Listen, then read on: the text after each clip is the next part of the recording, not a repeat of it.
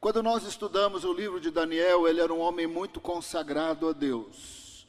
Ele orava 3 vezes a dia, ele tirava tempos de oração e jejum, mas ele era consagrado de 2 formas. Ele obedecia a Bíblia à luz das Escrituras, e ele orava com o entendimento das Escrituras. Ele vivia as Escrituras e orava segundo as Escrituras. Ele não pediu para ser o profeta que ele veio a ser. No começo do livro, quando ele era um jovem consagrado a Deus, está escrito que Deus o agraciou com interpretação de sonhos, e também Deus o agraciou com revelações apocalípticas. Os seus amigos também eram consagrados, mas foram agraciados de outra forma. Ele foi agraciado dessa maneira, e não por mérito, mas por graça e por misericórdia de Deus. Ele era consagrado e Deus o levantou para ser um profeta. Numa certa ocasião que ele estava orando e jejuando, porque ele amava Deus e conhecia as Escrituras, estava orando e jejuando porque agora as palavras do profeta Jeremias eram muito, muito fortes. Se você estivesse ali na Babilônia e conhecesse os escritos de Jeremias, as palavras eram muito fortes, elas iam mexer com você, você ia querer orar e jejuar. Por 40 anos, Jeremias havia profetizado que Jerusalém seria destruída e o templo ia ser destruído pelos babilônios, porque eles estavam muito longe de Deus. Eles estavam longe de Deus desde os dias de Manassés, nos dias de Amon, depois quase que voltaram para Deus nos dias de Josias, mas aí teve os dias de Joaquim, 11 anos, 3 meses de Joaquim e 11 anos de Zedequias, muito longe de Deus, há muitas décadas muito longe de Deus, e conforme Jeremias profetizava, eles não acreditavam, porque quem faz mais sucesso é falso profeta. Os falsos profetas profetizavam para bajular os reis, e Jeremias anunciava o juízo de Deus, que num certo sentido era uma cura de Deus. Eles tinham que sair ali de Judá, porque estavam envoltos numa cultura que eles não conseguiam sair. Escravos na Babilônia, eles não iam poder mais servir Baal, os vários Baalins, não poderiam mais se envolver nas feitiçarias de sacrifício de filhos, por exemplo. Então era melhor que eles se tornassem escravos. Durante 40 anos Jeremias profetizou. Quando Jeremias tinha 26 anos de idade, ele começou a profetizar. Em torno dessa época nasceu Daniel. Durante 20 anos ele profetizou, falando que ninguém acreditava. Daniel agora tinha 20 anos de idade. A Babilônia veio, cercou o reino de Judá, subjugou o reino de Judá e levou os jovens para a Babilônia, os jovens das famílias ricas, importantes, mais estudados, e ali foi Daniel para a Babilônia com 20 anos de idade. Jeremias tinha agora 46 anos de idade. Daniel estava na Babilônia por 20 anos, quando teve 8 anos e 3 meses depois da sua saída, um segundo exílio, e 20 anos depois que Daniel já estava na Babilônia, finalmente Jerusalém caiu e o templo foi destruído. Daniel agora tinha 40 anos de idade e Jeremias tinha 66 anos de idade. Nos dias que Jeremias estava profetizando, não parecia que ia acontecer, não parecia que Jerusalém ia ser destruída, que o templo ia ser destruído, e ele foi sendo perseguido, e ele falou mais. Não só quando cair a Babilônia vai acontecer o que vai acontecer, as desgraças que aconteceram, inclusive ele disse, era melhor vocês se entregarem e irem antes, que quando a Babilônia vier vai ser terrível, e foi terrível, porque a Babilônia cercou e deixou eles passarem fome, eles morreram de fome, crianças morreram de fome, e Jeremias vinha falando isso tudo, mas eles não ouviam, mas agora era tarde demais. Aí Jeremias disse, olha, quando a Babilônia chegar, Zedequias vai ficar cego. Aí a Babilônia chegou, destruiu Jerusalém, destruiu o templo, eles passaram fome, é horrível, é terrível. Em Lamentações, Jeremias está escrito que as mães cozinharam os seus filhos mortos para comer, porque não tinha comida. Quando a Babilônia chegou, vazou os olhos de Zedequias e o levou escravo para a Babilônia. 50 anos mais se passaram. Daniel agora tinha em torno de 90 anos. Jeremias também tinha profetizado a queda da Babilônia, e agora a Babilônia tinha caído, e os medo-persas haviam se tornado o próximo império, e Daniel estava no primeiro ano do império medo-persa, depois de 70 anos ou 69 anos na Babilônia, e com os escritos de Jeremias na mão. Jerusalém havia caído, o templo havia caído, eles haviam passado fome, Zedequias tinha ficado cego, e agora a Babilônia tinha caído. Então as profecias de Jeremias eram muito, muito fortes, e as exortações eram muito, muito fortes. Então Daniel, percebendo que estava chegando na hora de voltarem, porque Jeremias havia profetizado que o cativeiro vai durar 70 anos. E ele estava em torno de 69 anos. Ele falou, eu vou orar, vou jejuar, porque tem promessa aqui. O homem era consagrado à luz das Escrituras, obedecia à luz das Escrituras e orava à luz das Escrituras. Daniel 9, verso 2. Daniel 9, verso 2. Estamos agora no primeiro ano do Império Medo-Persa. Várias profecias de Jeremias haviam se cumprido. Daniel, consagrado, vai orar e buscar a Deus. Daniel 9:2. No primeiro ano do seu reinado, dos Medo-Persas, eu, Daniel, entendi pelos livros, Daniel 9:2, entendi pelos livros que, de acordo com que o Senhor havia falado ao profeta Jeremias, a desolação de Jerusalém iria durar 70 anos. Agora está próximo. Senhor, está próximo, Senhor, já somos escravos há quase 70 anos, está próximo, é verdade, Jerusalém caiu, o templo caiu, é verdade, Zedequias ficou cego, é verdade, nós passamos fomes, é verdade, eles comeram seus próprios filhos, é verdade, mas Senhor, é verdade também que nós vamos voltar, abençoa, abre a porta.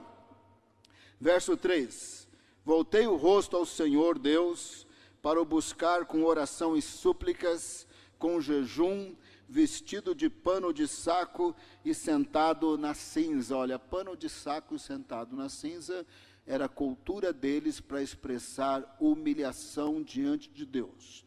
Não tem mandamento nenhum para fazer isso. A gente pode expressar humilhação e arrependimento diante de Deus com o coração arrependido. Mas era a cultura deles. Lá ele estava assim, em oração, em jejum, pedindo perdão dos seus pecados. Enquanto ele pedia perdão dos seus pecados, Deus disse, está determinado 70 semanas e o meu povo vai existir sem pecado. Eu vou acabar com o pecado de vez. Aquele problema lá do Jardim do Éden, eu vou liquidar de vez.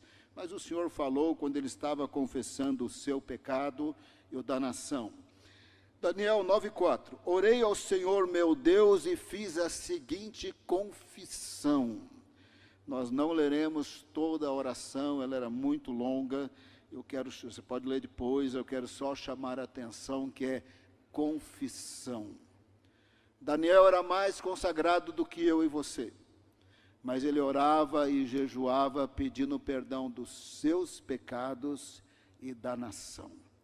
Quando nós não achamos que não temos pecado, nós não entendemos exatamente o que está acontecendo conosco agora. Se a gente nunca pede perdão de pecados e nunca pode se arrepender e nunca pode pedir perdão, tem alguma coisa errada na nossa vida, porque nós não somos mais santos que Daniel e nem mais santos que o apóstolo João. Verso 5, nós temos pecado e cometido iniquidades. A vida da gente começa a mudar quando a gente ora e vive que nem Daniel, os servos de Deus. Nós temos pecado e cometido iniquidades. Procedemos mal e fomos rebeldes, afastando-nos dos teus mandamentos e dos teus juízos.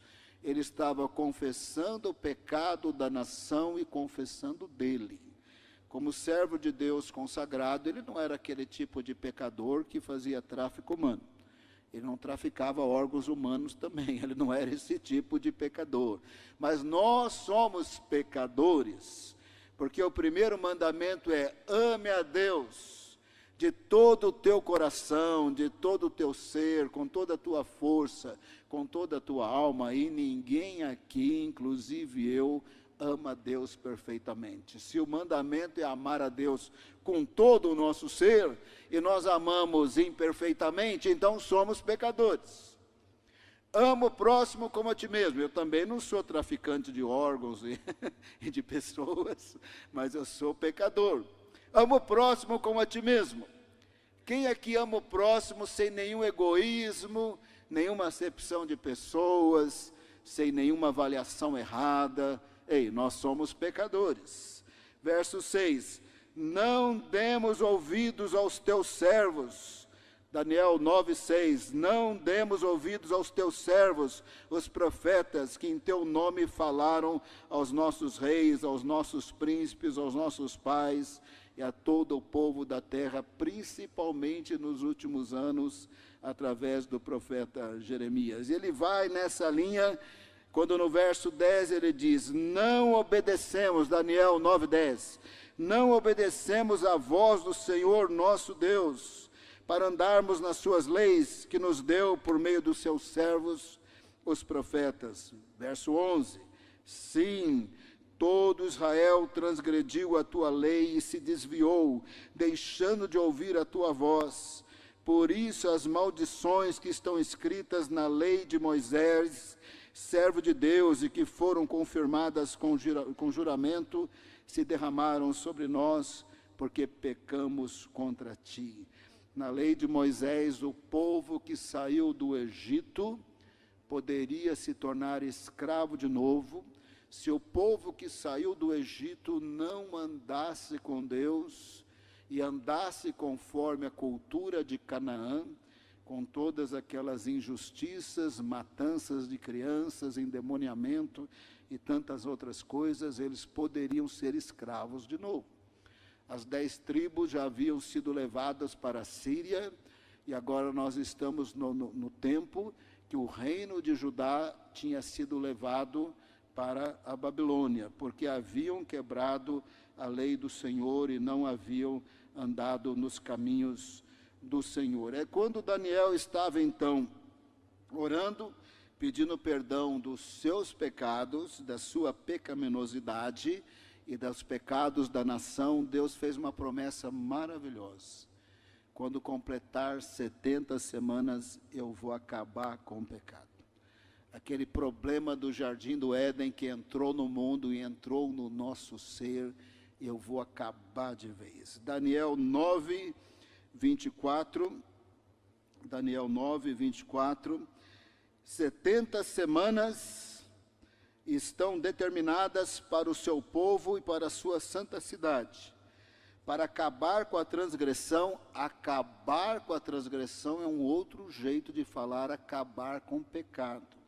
Transgressão é outra palavra para pecado.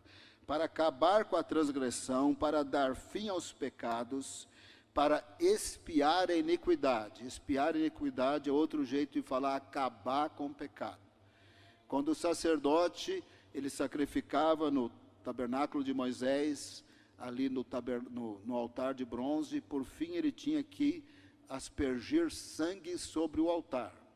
Quando ele aspergia sangue sobre o altar, isso era igual expiar. Expiar é igual cobrir. O sangue estava cobrindo os pecados do pecador. Deus não via mais, porque havia perdoado, porque ele havia se arrependido. O inocente animal que simbolizava Jesus tinha morrido por ele. Então expiar é Deus perdoou. Deus não vê mais. Os pecados estão cobertos pelo sangue do inocente que morreu por nós. Deus não vê mais. Então o Senhor falou, quando completar 70 semanas, eu vou acabar com a transgressão, com o pecado e com a iniquidade. Vai sumir. Vai chegar um dia, Daniel, que você não vai precisar pedir perdão pelos seus pecados, e os meus servos não vão precisar pedir perdão de pecados, porque vocês vão existir sem pecado. Esta é a promessa que o Senhor fez.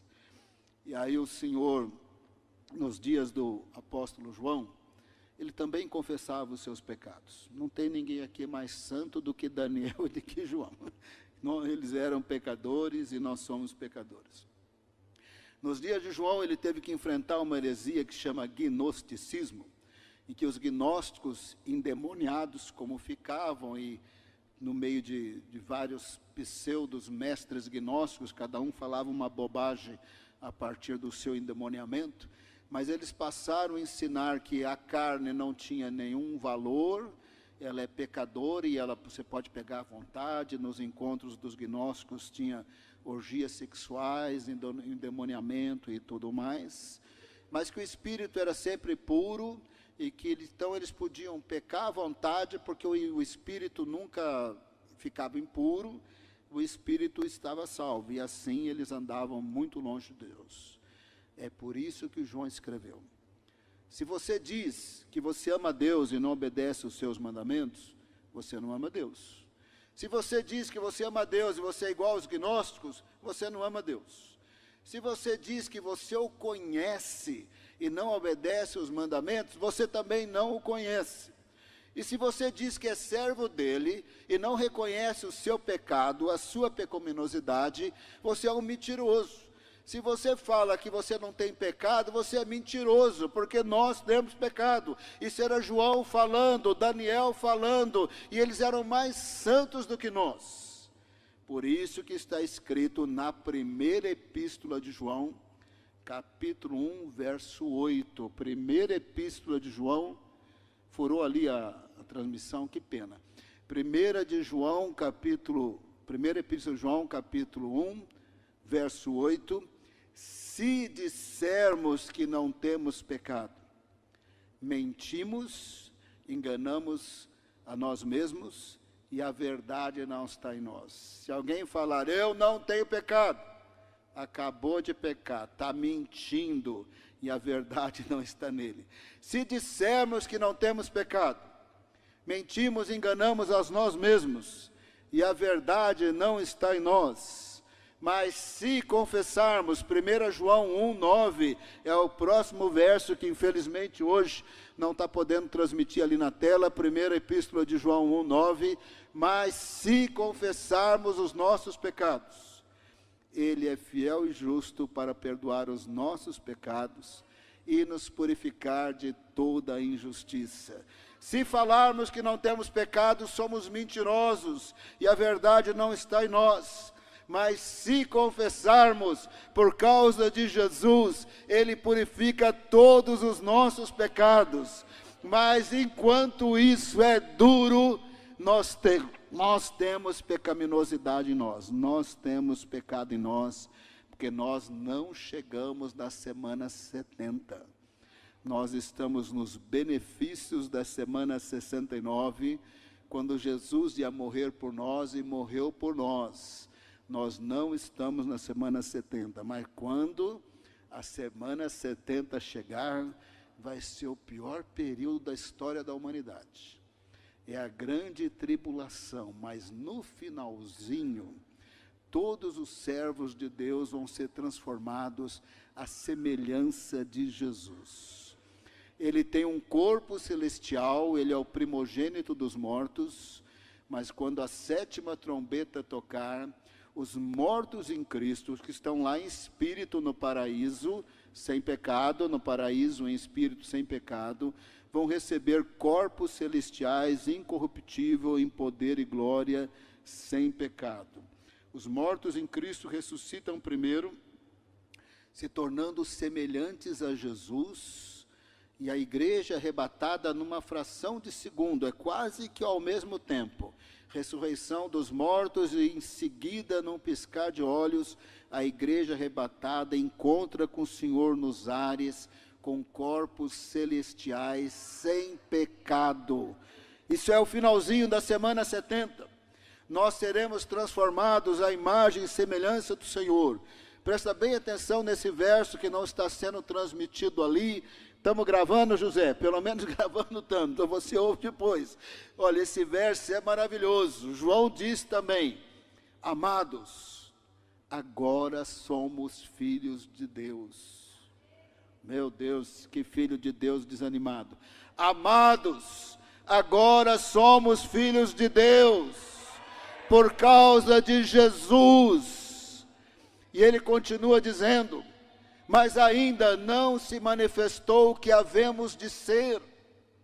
Oh, é só você olhar no espelho, você não brilha que nem Jesus. É só você olhar para o seu coração, você vê pecado no seu coração, porque você não ama Deus perfeitamente, nem o próximo, e às vezes não temos a fé suficiente.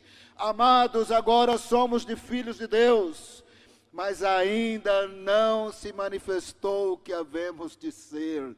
Ninguém viu a nossa melhor versão. A nossa melhor versão está chegando. Mas quando ele se manifestar, segunda vinda de Jesus, seremos semelhantes a ele.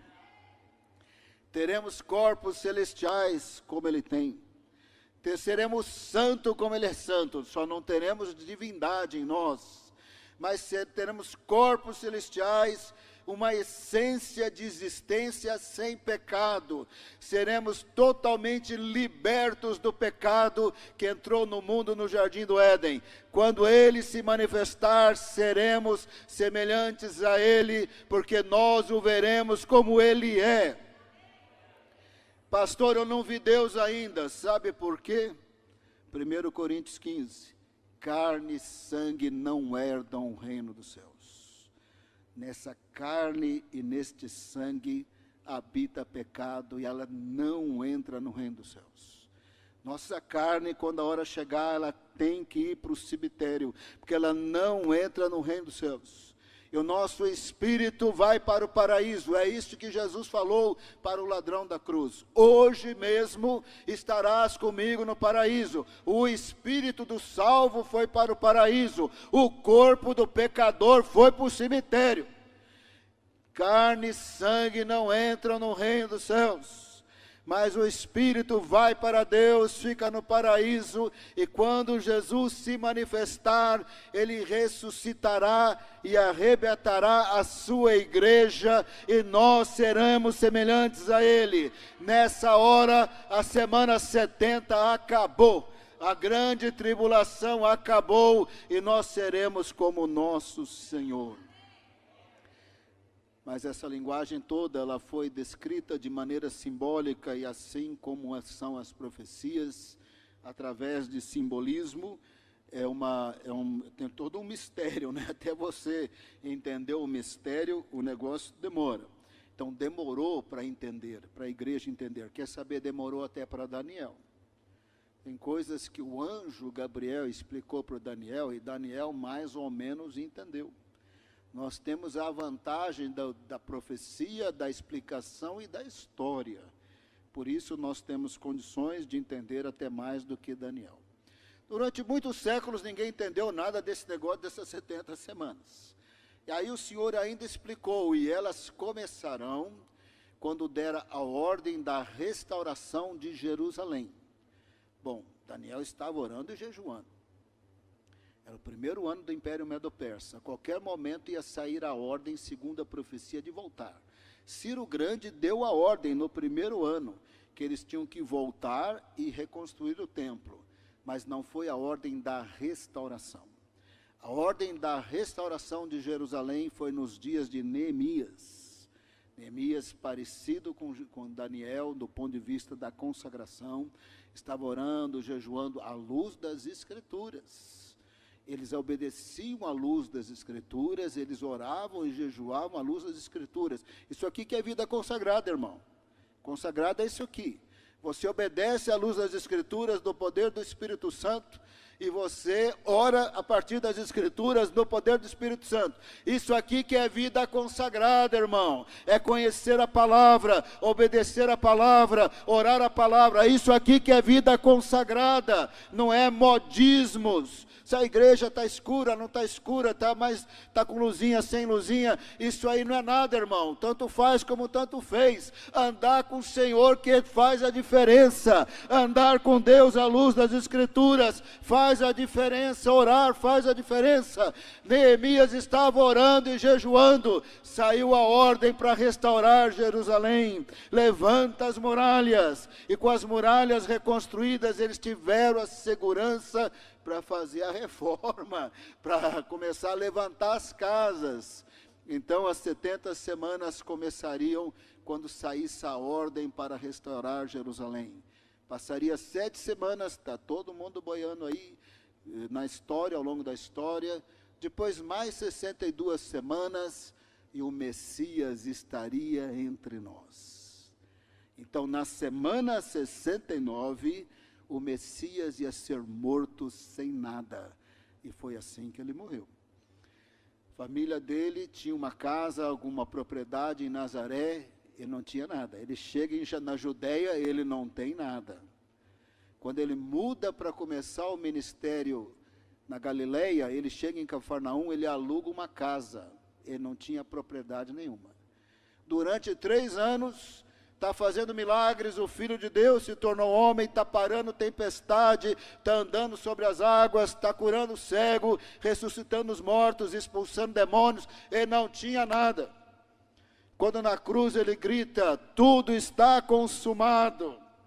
O que eu tinha que me tornar homem para que houvesse redenção, eu já cumpri essa obra, tudo está consumado. Pai, em tuas mãos entrego o meu espírito. E ali Jesus morre. Ele não tinha nada, como estava profetizado em Daniel, mas quando ele morreu, era semana 69. Agora, os inteligentes, estudiosos, podiam calcular. Deu a ordem nos dias de Neemias, ano 445 a.C., Jesus morre no ano 33, eles usavam o calendário lunar, tem 11 dias a menos, nós usamos o solar, ajustaram os calendários. O nosso calendário não começou exatamente no ano 1, ele começou na prática no ano 6, e aí ajustaram os calendários, chegaram à conclusão.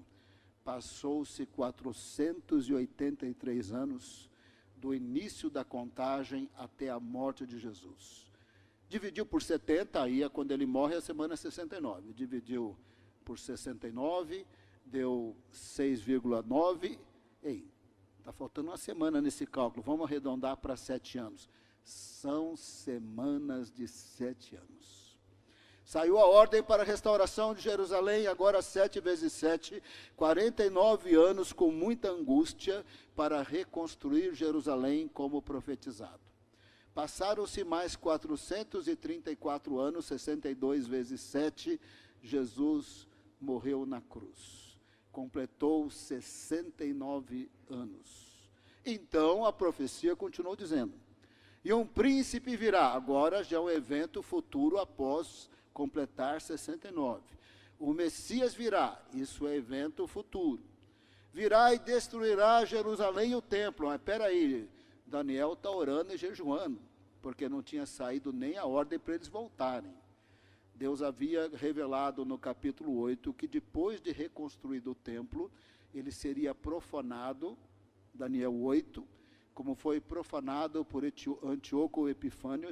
Quando a última vez que eu preguei eu falei isso. Foi profanado no 2º século antes de Cristo. Agora, no capítulo 9, o Senhor está falando, e vai ser destruído de novo. Um príncipe virá e destruirá Jerusalém e destruirá o templo, mas isso é um evento futuro após completar 69. 69 é quando Jesus morre na cruz.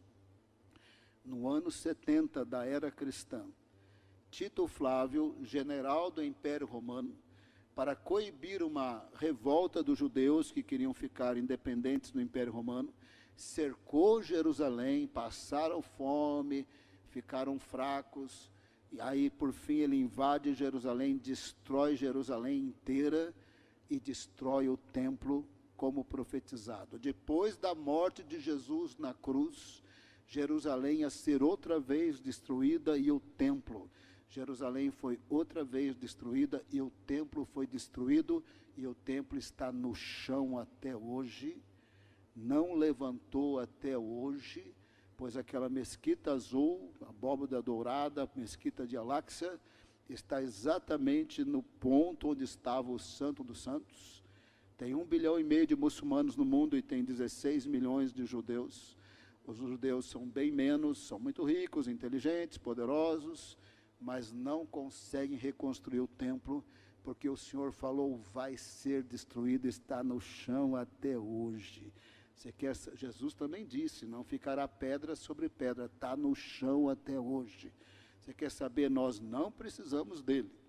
O sacerdócio de Jesus é melhor do que o sacerdócio de Arão, o sacrifício de Jesus é melhor do que o sacrifício de animais. Mas ele vai ser reconstruído na semana 70, não para nossa alegria, mas por causa de que vai acontecer, porque está profetizado.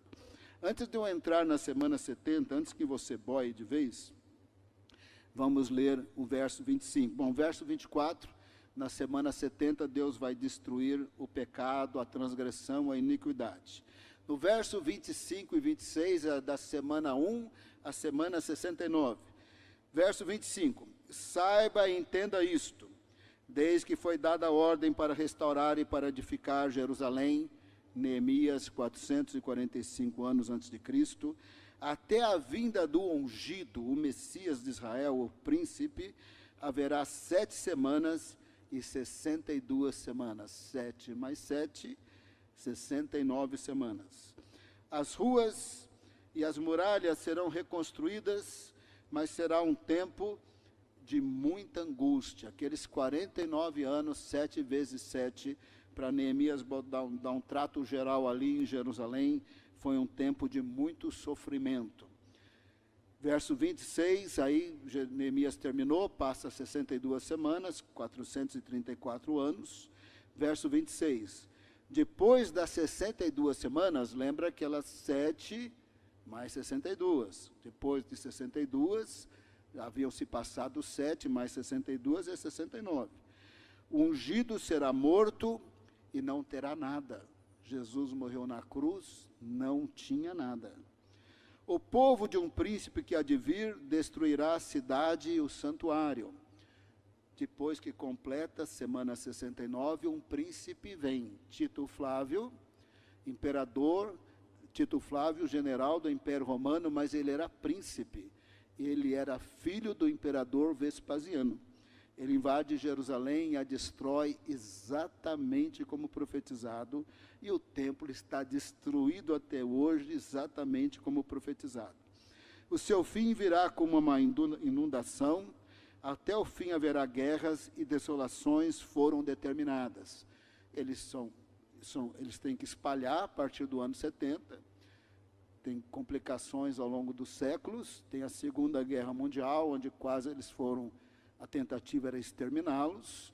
Eles voltam para a terra em 1948 e não tem sossego até agora. Recentemente a situação ali em Gaza e tudo mais, não tem sossego, vai ter guerras e desolações até o fim. E o fim é a semana 70. Agora nós sabemos, é a grande tribulação, e agora nós sabemos que dura 7 anos, e não é só por causa desse cálculo lógico. Apocalipse nos ajuda a entender que são 7 anos. Verso 27, agora lá no futuro, depois da destruição de Jerusalém e do templo, vai começar a semana 70, ela está no verso 27. Ele fará aliança com muitos, esse aqui já é o anticristo. O que é o reino do anticristo? No capítulo 7, em Apocalipse, é uma aliança de governos no mundo, que fará uma governança mundial. O reino do anticristo não é um país mandando em todo o mundo. São vários governos que vão entrar num acordo e haverá uma governança mundial e vai haver um coordenador aí do comitê de presidentes, de reis, seja lá o que for. Esse que é o reino do anticristo. Ele vai, lá em Daniel 7, é um monstro com 10 chifres, aparece um 11º que subjuga 3, é esse 7 mais esse 11º que é o reino mundial.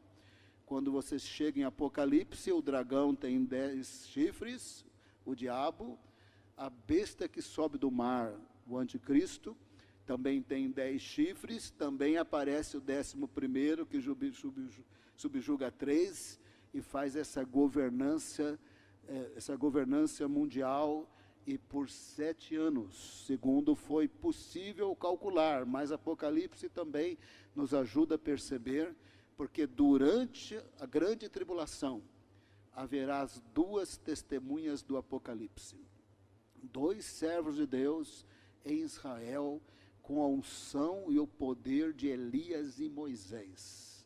Vai descer fogo do céu, vai ser uma maravilha. Simultaneamente, o anticristo e o falso profeta farão sinais iguais. Também vai descer fogo do céu. E as 2 testemunhas do Apocalipse, lá em Apocalipse, elas funcionam por 1.260 dias.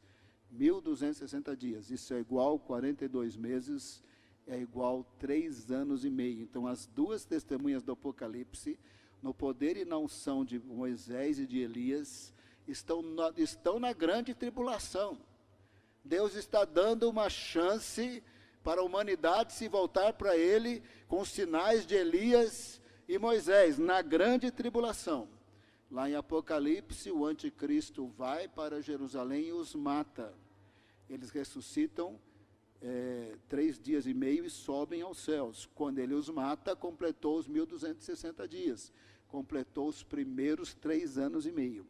Quando o anticristo os mata, ele entra no templo que ele reconstruiu nesse acordo de paz. Ele entra no templo que ele reconstruiu com blasfêmias, se declara Deus, e ele vai ter um poder mundial tão grande que ninguém vai comprar ou vender se não for identificado com o sinal da besta. Não se preocupa se o sinal da besta é chip, não é chip, você não se importa. Vai ser alguma coisa que identificará a pessoa como adorador do anticristo, como Deus. Se não for identificado como adorador do anticristo, como Deus, não vai comprar, não vai vender, vai morrer de fome. Aí começam os 3 anos e meio piores, os piores. A partir daí é a desolação das desolações, como está em Daniel, mas tem tempo determinado. No finalzinho da semana 70, a igreja glorificada sem pecado volta com Jesus, e ele destruirá o anticristo e o falso profeta. Acho que agora você entenderá o verso 27, acompanha comigo. Mas que luta, hein? Bem hoje, hein? Voltou? Mas que luta, bem hoje aí que o negócio como é que é? Isso aqui é batalha mesmo. Depois, Daniel 10 é o capítulo da batalha, vai ser uma bênção, irmão. Daniel 9, 27. Ele firmará aliança com muitos. Isso é um anticristo, porque esse governo mundial, uma governança mundial. Ele vai fazer isso por 1 semana, são 7 anos. Na metade da semana, lá em Apocalipse, metade da semana é 3 anos e meio, quando ele mata as 2 testemunhas do Apocalipse. Na metade da semana, fará cessar os sacrifícios e as ofertas. O templo, destruído no ano 70, voltará a ser reconstruído na época da grande tribulação, vai funcionar por 3 anos e meio, mas ele vai em Jerusalém, ele mata as 2 testemunhas do Apocalipse, se declara Deus, e quem não tiver o sinal da besta, a partir daí não vai comprar, não vai vender. Mas na metade da semana, ele interrompe o funcionamento do templo do jeitão judaico do Velho Testamento, porque ele entra lá, ele para com isso, ele profana, que nem Antíoco Epifânio, porque Antíoco Epifânio é um simbolismo dele. A partir daí ele se declara Deus e tem que adorá-lo, senão não compra, não vende. É o pior momento expresso nessas palavras. Sobre a asa das abominações virá aquele que causa desolação. Nas versões antigas é sobre as asas das abominações virá o abominável das desolações. Este é o anticristo.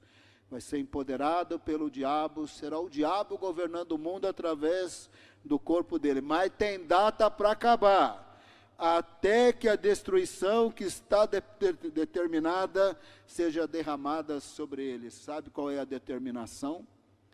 É a nossa bênção. Sabe quando acaba o tempo dele? É a nossa bênção. A 7ª trombeta tocará no final da semana 70. Os mortos em Cristo e a igreja quase que simultaneamente encontra com o Senhor nos ares. Nós seremos semelhantes a Ele, porque nós o veremos como Ele é. Amados, nós somos filhos de Deus. Mas agora, 1 João 3:2, amados, agora somos filhos de Deus, mas ainda não se manifestou o que havemos de ser.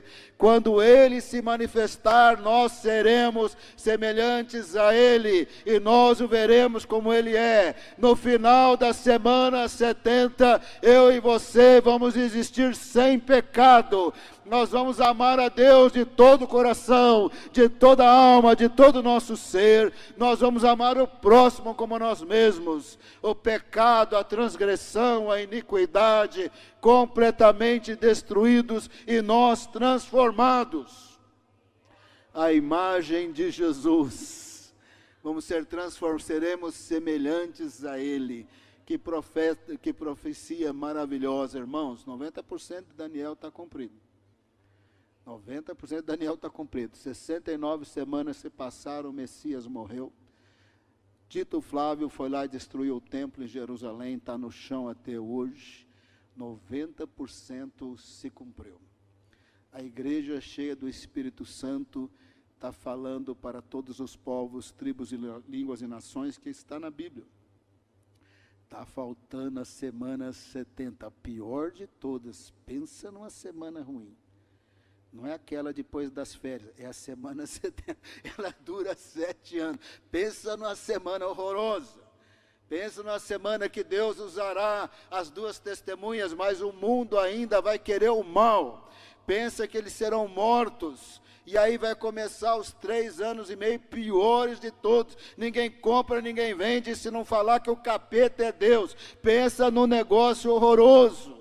Mas o Senhor virá, e Ele virá com a igreja santa, mudada e transformada. Eu e vocês estiremos sem pecado, nós seremos semelhantes a Ele. Quando Ele se manifestar, nós seremos semelhantes a Ele, e nós o veremos como Ele é. Carne e sangue, onde habita pecado, não entra no reino dos céus, mas nós vamos entrar com corpo celestial sem pecado. Totalmente mudados, transformados, nós seremos semelhantes a Ele. Agora eu sei que é difícil viver nos dias de hoje, que nós não estamos com um corpo celestial. Nós estamos com um corpo que está debaixo das maldições do Jardim do Éden. A gente fica velho, a gente fica doente, fica meio cego, meio surdo. Depois a gente fica doente e a gente morre. Às vezes ainda morre com dor, porque este corpo aqui está condenado, irmão. Nesse corpo aqui habita a nossa pecaminosidade. Mas o Senhor vai nos dar corpos celestiais sem pecaminosidade. Até lá, irmão, a gente tem que ser Daniel, a gente tem que ser João, a gente tem que ser Neemias. Até lá é santidade ao Senhor. Até lá obedecer à luz da Bíblia, é orar à luz da Bíblia, é consagrar nossa vida a Deus. É consagrar nossa vida a Deus. Nos versos que eu não li, no verso 21 em diante, o anjo Gabriel falou: Daniel, desde que você começou a orar, eu vim. Deus te ama muito, você é muito amado. E a mensagem aqui é essa. Que coisa maravilhosa, né? O homem se arrependendo, aparece o anjo Gabriel para dizer que ele é muito amado. Aleluia. Cadê o povo que vai morar no céu sem pé? Aleluia. Cadê o povo que gosta de orar, crendo que Deus é Deus e cumpre a sua palavra? Irmãos, Daniel está 90% cumprido. Eu não quero pôr medo em você e nem estou afirmando pelo Espírito Santo. Estou falando por lógica. Irmãos, a gente pode estar mais perto da governança mundial que você possa pensar. Sabe o que está vindo aí pela frente, você não tem a mínima ideia? Primeiro está escrito em Daniel, que nos últimos tempos o conhecimento ia se multiplicar muito. Ele se multiplicou no século XX, que você não imagina. Você não imagina o que ele está multiplicando nos primeiros 25 anos desse século. É coisa recente da história, que você tem um celular na mão, com 5G, fala com qualquer pessoa, qualquer ponto da Terra. Se o cara estivesse na Lua, você ia falar também, você quer saber. Então, assim, é muito recente, mas você não sabe o que está vindo por aí. Está vindo por aí a computação quântica. Tudo que você pensa que foi desenvolvido vai ficar atrasado demais. Na computação quântica que a China está desenvolvendo, a Microsoft, a Google, a IBM, vai ser tão rápido, tão veloz. Sabe essa linguagem criptografada dos governos e dos bancos que dá segurança no mundo? Os bilhões dos bilionários estão seguros dentro dessa coisa toda. A computação quântica vai quebrar esses códigos aí em 1 segundo. O governo americano vai saber tudo do chinês, os chineses, tudo. Eles vão ser obrigados a sentar na mesa e concordar com alguma coisa. Certos cálculos que os supercomputadores de hoje vão demorar mais de 1000 anos para fazer, a computação quântica vai fazer em 5 minutos. O mundo caminha para ter que concordar numa governança mundial. E a Bíblia falava isso 25 séculos através do profeta Daniel. O mundo caminha para isso, e eu e você caminhamos para a plenitude de Deus, na semana 70, aleluia. Mas antes de melhorar, vai piorar. Agora a gente crê que vai ser arrebatado, que assim o seja. Eu penso que a gente vai ser arrebatado com 3 anos e meio, uns acham que é no começo, outros acham que é no fim. Irmãos, ninguém tem absoluta certeza desse arrebatamento, a data exata ninguém sabe. Mas eu sei que eu vou morar no céu.